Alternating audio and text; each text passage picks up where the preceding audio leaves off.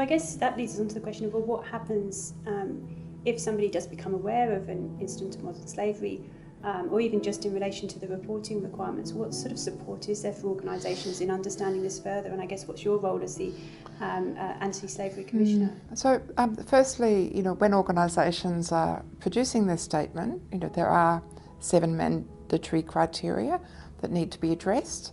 They have to identify the nature of the organisation, the structure, the risk of modern slavery, set out what they are doing to address that risk, outline the kind of consultation that they've engaged in producing the statement, and considering any remediation.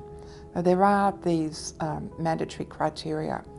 For us in New South Wales, and for my role as the Interim Anti-Slavery Commissioner, I have a role in reaching out and supporting business.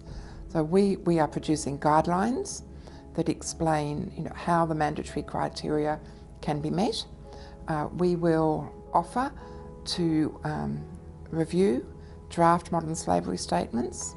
We can't provide legal advice, but we can provide an initial opinion about whether the form of the statement seems to meet the New South Wales criteria.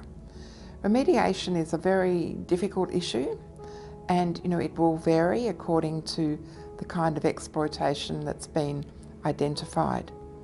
If the situation is essentially underpayment, then obvious remediation is payment of any outstanding wages. But sometimes things are more complicated, and I think what this comes down to at its heart is the distinction between civil breach of Australian workplace law and the crime of modern slavery. In Australia, we know that there are many reported instances of underpayment of wages and substandard working conditions.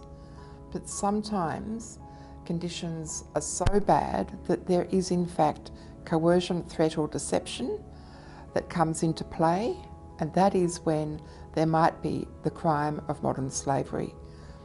So it boils down to this, if an organisation thinks that a person may be in modern slavery, experiencing forced labour, servitude, slavery, there must be some immediate remediation.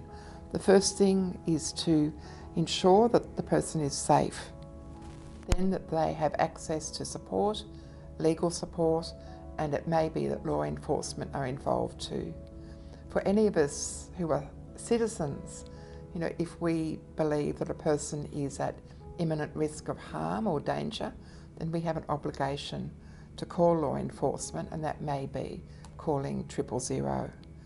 Other times, the best response is to listen to the person affected, perhaps provide them with access of independent legal advice and support them through that process.